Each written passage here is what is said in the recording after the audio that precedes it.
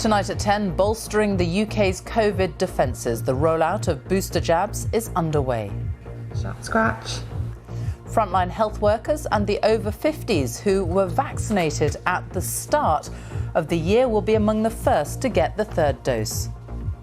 Working in A&E, we are seeing increasing numbers of COVID patients coming in over the last few weeks.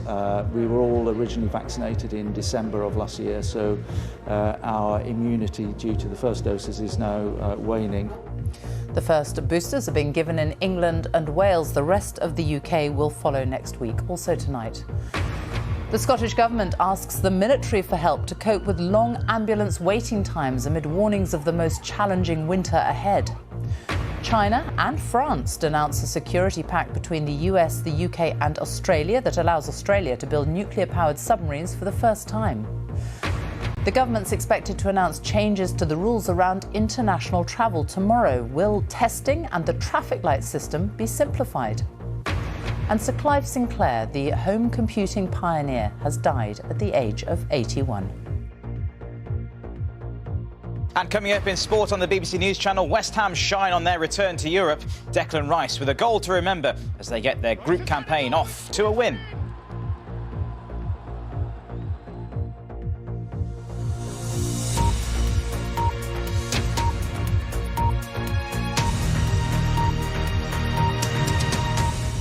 Good evening and welcome to the BBC News at 10. The rollout of COVID booster jabs is underway today, with the government setting out to give more than 30 million people an extra layer of protection this winter.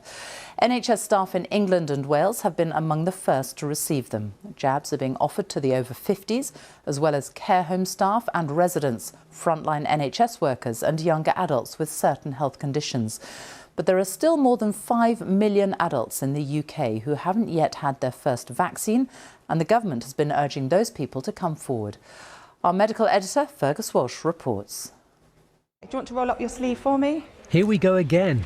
Not first or second doses of COVID vaccine, but boosters. Shout scratch. Health workers at Croydon University Hospital were at the front of the queue. All done. All right. There you go, all protected. So far I've not caught COVID and I want to keep it that way. So having a booster is the extra protection that I need. Frontline health workers who've faced wave after wave of COVID know all too well it's not gone away. Working in A&E, we are seeing increasing numbers of COVID patients coming in over the last few weeks. We were all originally vaccinated in December of last year, so our immunity due to the first doses is now waning. And that's the rationale behind boosters. Initially, 2 doses give more than 90% protection against being hospitalised with COVID, even among the over 65s. By around 6 months, that's fallen to just under 90%, but it's assumed it will continue to decline. It is the oldest in society who will benefit most from a booster, like the residents in this care home in Cheltenham. Evelyn Carey is 83. I think it's important that we should have it. Nobody can be protected from everything, but it will be a help. People will be offered boosters 6 months after their second jab, either Pfizer or a half dose of Moderna vaccine, with invitations initially going out to the over 70s and younger people with chronic conditions. When the NHS contacts you, please come forward and have your vaccine. It might be a text message, it might be a letter, it might be a phone call from your local GP practice. We need to boost those who are most at risk from COVID, but also those, like our frontline staff, who are at most risk of not just getting it, but also passing it on. There is huge uncertainty about what COVID, flu and other winter viruses may bring this winter. The hope is booster doses will give an extra layer of protection, not just to individuals, but also the NHS. Israel, Germany, France and the US are among other countries offering boosters, in stark contrast to the world's poorest nations, where just 2 in 100 people have received a first dose of vaccine. Fergus Walsh, BBC News. There have been warnings of a severe staffing shortage in England's care homes this winter after a deadline to ensure care home staff are fully vaccinated by November passed today. From the 11th of November, anyone who's not had both jabs cannot continue working. Unions have warned that up to 70,000 carers may not be fully vaccinated by then. More than 90% of care home workers in England have now had one dose of the vaccine, and 82% are fully vaccinated. Here's our social affairs correspondent, Alison Holt. I've tested 8 so far today. Testing staff, residents and visitors is just one of the jobs Hayley Evans has to do as part of her work in a Bristol care home that helps people back on their feet after a long stay in hospital. Despite witnessing the impact of COVID, she only recently had her first vaccination, just in time for today's deadline. She's had past problems with blood clots and was worried about side effects. I feel like we sacrifice enough of ourselves and we give as much as we can to our jobs. And it was just another choice that kind of gets taken away. I personally would rather have waited. I tried to see it as a positive that at least I was doing it for a job that I like and that I'm investing in my future. The not-for-profit organisation that runs this and other homes in the southwest has 26 out of its 650 staff who won't have jabs, so they will lose their jobs. The chief executive says that's on top of staff leaving because they're burnt out, have been offered higher pay elsewhere or gone to the NHS where jabs aren't yet compulsory. I spent last winter worrying about people getting COVID and the impact on our care homes. I'm now worrying constantly about being able to recruit enough staff to stay safe. We are safe at the moment, you know, we can't run the services without having enough staff in place, and we are, but of course you never know how far, you know, you're very close to the edge all the time on that. And those worries are echoed by care providers across the country in a sector that has always struggled to recruit and keep people. I decline any medication, not just the vaccine. Bedreddin has been a care worker for more than 6 years. He's leaving because of the vaccine and will now increase his work as a delivery driver and personal trainer. Recruiting is hard for care homes, especially whoever comes, they see the work, they leave in the first week. Some people can't take it. But this petition delivered to Downing Street today underlines why staff jabs are seen as important in keeping residents safe and care homes open. These families want more legal rights around visiting. My husband, suffering from dementia, couldn't understand why I couldn't see him. It's just been the most awful 16 months and I don't want other people going forward to suffer what I've been through. Scotland, Wales and Northern Ireland have not made jabs mandatory for care home staff, but take-up of the vaccine has generally been very high. Alison Holt, BBC News. Scotland's First Minister Nicola Sturgeon has warned that the Scottish Ambulance Service and NHS are facing the most challenging winter in a lifetime. The military have been called on to help support ambulances with long waiting times. From Glasgow, Alexandra Mackenzie reports. The Scottish Ambulance Service helps people when they are most in need. But Lillian Briggs lay in pain on her kitchen floor for 8 hours. Her son thought she was going to die. Held my mum's hand, she had a couple of bruises, bashed face, so wiped her face, reassured her. Eventually, 7 hours, I called them. She says to me, "We know about your mother, she's not a priority." I says, "Well, hopefully you'll be here before my mother dies because my mum's in a bad way now." At First Minister's questions, opposition parties raised other examples of long delays. This morning, we all read in shock and horror about 65-year-old Gerard Brown, who died after a 40-hour wait for an ambulance. When the paramedics reached him, all they could do was pronounce him as dead. His body was still warm. The First Minister said the ambulance service was working under acute pressure, largely because of COVID. While they are responding heroically to these challenges, I recognise that some people are not getting the standard of service that they should be getting, or indeed the standard of service that the Scottish Ambulance Service wants to deliver. That is not acceptable, and I apologise unreservedly to anyone who has suffered or who is suffering unacceptably long waits. She told MSPs that action was being taken. Targeted military assistance is being requested. More funding for recruitment will be put in place, and alternative transport for lower-risk patients. Some ambulance crews have faced delays outside hospitals waiting for patients to be admitted. Opposition MSPs have said that the First Minister has been too slow to act and have described this situation as a crisis. Nicola Sturgeon warned that the NHS faced what could be the most challenging winter it had ever experienced. Alexandra Mackenzie, BBC News, Glasgow. In Northern Ireland, the Department of Health has asked for up to 100 medics from the armed forces to step in and help at hospitals. They'd be deployed between Belfast City Hospital and the Ulster Hospital during October. The Health Minister, Robin Swan, said the health service was under greater pressure than ever before. And let's take a look at the latest coronavirus figures. In England, Wales and Northern Ireland, there were 26,911 new infections recorded in the latest 24-hour period. We don't have the latest figures for Scotland because of technical issues. It means an average of 30,186 new cases per day in the last week. There were 8,339 people in hospital yesterday across all UK nations. 158 deaths were reported in the latest 24-hour period. That's people who died within 28 days of a positive COVID-19 test, and those figures do include Scotland. So the average number of deaths per day in the last week is now 138. More than 89% of people aged 16 or over have had their first jab, and more than 81% are now double vaccinated. Well, the government is expected to announce changes tomorrow to the rules for international travel. Among them could be a simpler traffic light system and fewer tests.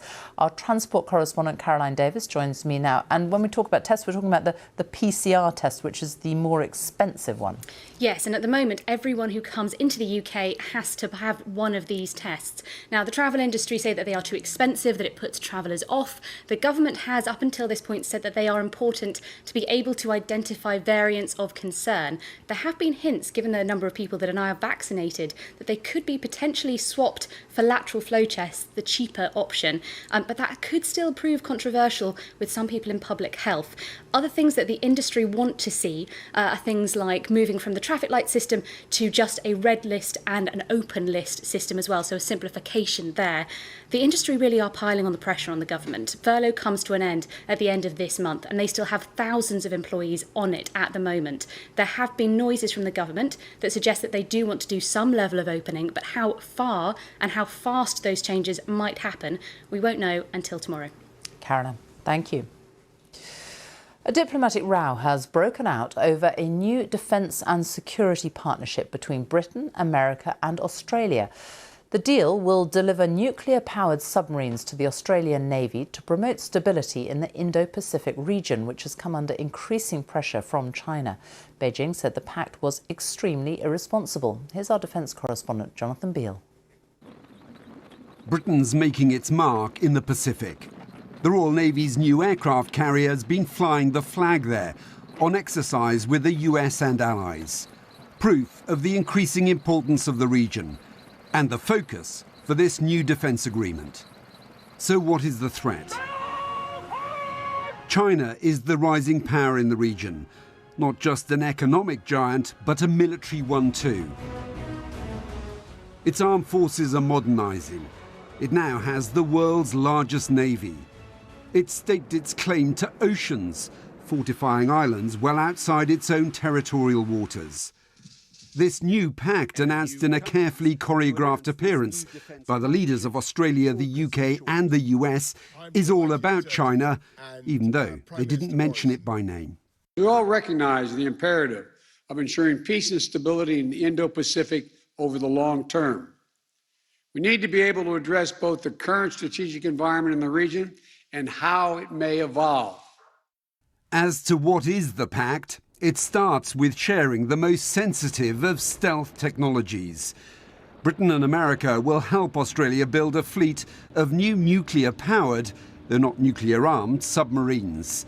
The House will understand how Australia's future possession of this capability will help to safeguard the peace and security of the Indo-Pacific.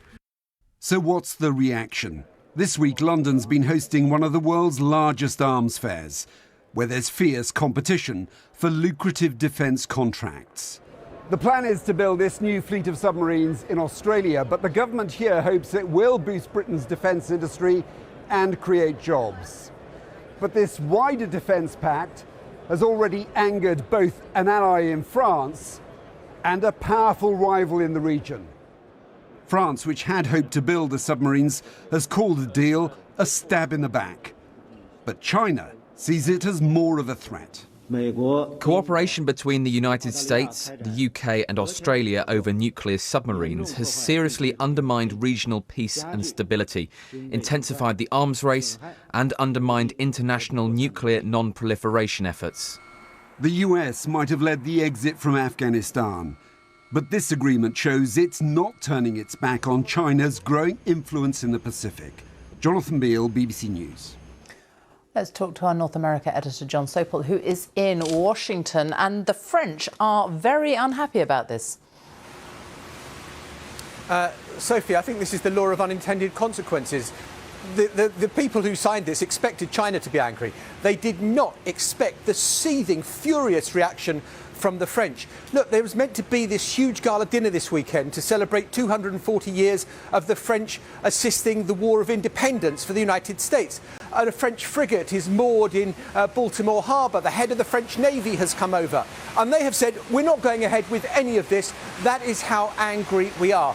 The French and Americans have fallen out over foreign policy before the invasion of Iraq.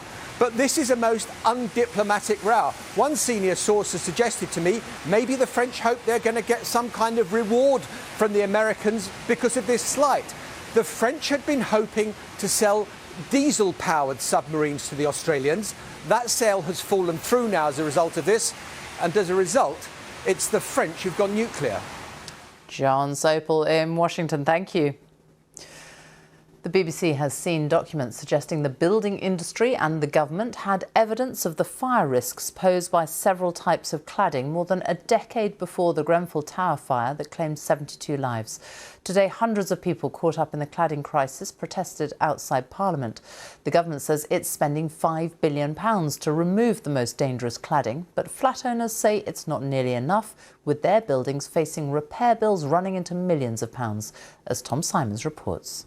It's going to cost £4 million to fix my building. £7 million. £11 million. Some of the hundreds of flat owners today demanding protection from the costs of what's been called a building safety crisis. A key question, could this crisis have been predicted? Well, these are fire test results circulated confidentially within an advisory group on safety standards. 5 types of cladding failed the tests. And this was 13 years before Grenfell Tower. We can find no sign that these tests were made public. The tests commissioned by a Labour government, similar to this, included aluminium panels like those at Grenfell and high-pressure laminate, known as HPL, made from wood fibre, common across the UK. Zoe Bartley knows about HPL. It's been flagged as a risk on her building. She can't sell. She and her partner Ash are stuck in a 3-room flat with a new baby, a dog and a cat. We've been told this could be, years and years. There's no finish line and it's all consuming at times. And her reaction to hearing about the 2004 tests? It's disgusting. I mean, my building was only built in 2011, so if those documents were about 8 or 9 years before that, then surely these materials shouldn't have been used on this building. The Housing Ministry said the 2004 tests were experimental, carried out to check the criteria for testing. They didn't test the intrinsic safety of building materials. But this cladding firm chief executive believes it's wrong to withhold even experimental tests. The thing that strikes me the most is that all of this is information that we really could have done with 4 years ago, and if not before. These tests are vital bits of information that we need to be able to recommend in a case of a remediation, for instance, whether the system is dangerous or not. The Grenfell Tower inquiry is about to examine what governments knew about cladding, and here that's what they're waiting for. For so many years we have said that we need to hold those fully responsible to account, and if that turns out that the government knew about these dangerous materials being put on the side of buildings, well, that changes everything. And if not enough was done, these campaigners hope the government will be forced to pay more to resolve the crisis. Tom Simons, BBC News, Westminster. The broadcaster Piers Morgan is to join Rupert Murdoch's News Corps to host a new television show next year and write for The Sun and the New York Post. Mr Morgan left Good Morning Britain in March, walking off set after saying he did not believe claims made by the Duchess of Sussex during an interview. An electricity cable which runs between France and Britain had to be shut down after catching fire in Ashford in Kent. The connection will be lost for 9 days and will then only be able to operate at half capacity until next March. It could impact on wholesale energy prices and ultimately on consumer bills. John Lewis has announced that it's chartering a fleet of ships to make sure its Christmas stock arrives on time. Retailers have been struggling to get hold of some items because of driver shortages and global shipping delays. The business says it will throw everything at the issues to make sure Christmas isn't disrupted. The tennis superstar Emma Raducanu arrived back home in Bromley in South London today after her historic victory at the US Open on Saturday. The 18-year-old was welcomed by her father after a whirlwind few days in New York, appearing on US chat shows and attending the star-studded Met Ball. Most workers and employers don't believe there'll ever be a full return to office working after the pandemic. A survey conducted for the BBC shows 22% of workers said they would like to work from home all of the time, and 38% say they want to work from home some of the week. Our business editor Simon Jack has been looking at the changing world of work and the potential power shift from employer to employee. Remember this? Millions of people may not have seen the inside of a busy office for 18 months. BT is shutting 870 of its 900 offices and creating 30 super hubs like this one in Birmingham. And the boss thinks time in the office is important. What can they do here they can't do at home is they can collaborate, they can work together in teams, they can be creative, and they can establish personal relationships, which you really can't do over Zoom or Teams in the way that I think we've all learnt over the last 18 months. How many days, ballpark, would you be looking for people to be working in the office per week? I think if you historically had a job that was 5 days a week in the office, I think philosophically, conceptually, a sort of 4 day a week would be right, and maybe as little as 3, but not 5. That would suit graduate Alice, who'd like to spend 3 days a week in the office. The last year and a half, we've been sort of stuck at home, staring at a computer screen all day. I did like the extra hours that I got in the day, you know, taking out of the commute. But I think at the end of the day, it was really nice to be able to come back in and be able to meet different people that you wouldn't usually speak to day to day. Last year, we visited the office of this Birmingham marketing agency. They decided they didn't need it and now meet once a week in a bar, cafe or shared workspace. No office, no regrets. We don't want to tie people down anymore to having to sit at a desk because that's the only place we can trust them to do their job. Actually, when we're looking at new talent, when we're looking at the best people for the jobs, they can work from anywhere. And for us as a business, that means we're expanding quicker than ever before. The big return to the office is still in its early days, and the government's made clear that if COVID hits hard this winter, it could be reversed. No one really knows what the new normal is, but some things seem clear, that hybrid working is here to stay. And when it comes to the negotiation about what works for the employer or what works for the employee, with 1 million vacancies and labour shortages, the employee can be a lot more choosy about what works for them. The highest recruitment consultant Cam Vara says many people are turning down jobs that don't fit around their post-COVID lives. New childcare arrangements, new hobbies, even new pets. And many of those who are going back are looking around for something more flexible. Although a lot of candidates are following order and they're going back to the office as the employer requires, but they're also the same people who are calling us telling us they're looking for another role because they don't want to come into the office 3 days a week or 4 days a week. They want to come in 1 day a week or not at all. Reports of the death of the office have been greatly exaggerated. And while this looks familiar, office life may never be quite the same again. Simon Jack, BBC News, Birmingham. Sir Clive Sinclair, the British inventor who created one of the first pocket calculators and brought home computers to the masses, has died at the age of 81. He launched the first affordable consumer computer in 1980, costing less than £100. His ventures into new forms of transport, including the ill-fated Sinclair C5 electric tricycle, were less successful. Our technology correspondent Rory Catherine-Jones reports. His drive and enthusiasm made him one of Britain's best-known inventors. The whole business of invention is a non-material thing. It's very hard to know why it gives such pleasure. Clive Sinclair's fascination with gadgets started at school, and by his late teens he was selling his own electronic kits by mail order and writing technical manuals. He then put a magnifying bubble over each digit to make it visible. An obsession with miniaturization saw him launch the world's first slimline pocket calculator in 1972. Soon, though, competition from cheaper Japanese versions forced Sinclair to slash his prices. Then the failure of his next innovation, a digital watch, brought his company to its knees. Undaunted, he set up Sinclair Research and in 1980 launched a groundbreaking personal computer, the ZX80. It sold for under £100. It was the ZX Spectrum with its colour display which was his biggest success, credited by some with launching the UK's computer and video games industries. More money had been poured into his obsession with a new form of urban transport. The Sinclair C5, launched in the freezing winter of 1985, became something of a national joke. And many critics complained it was unsafe on busy urban roads. You try some things and they succeed, and sometimes they don't. And I don't look back on it and say to myself, the C5 was a marvellous idea which failed because people jumped on it. I don't think that's true. I think it was not good enough to succeed. Simple as that. Having run out of money, Sinclair was forced to sell his computer business to a budding entrepreneur called Alan Sugar. Undeterred, he continued his quest for a new kind of personal transport. But an electric bicycle, the Zyke, proved no more popular than the C5. It's as a brilliant inventor who gave millions their first introduction to computers that he will be remembered. Sir Clive Sinclair, who has died at the age of 81. And that's it from us. Now on BBC One, it's time for the news where you are. Good night.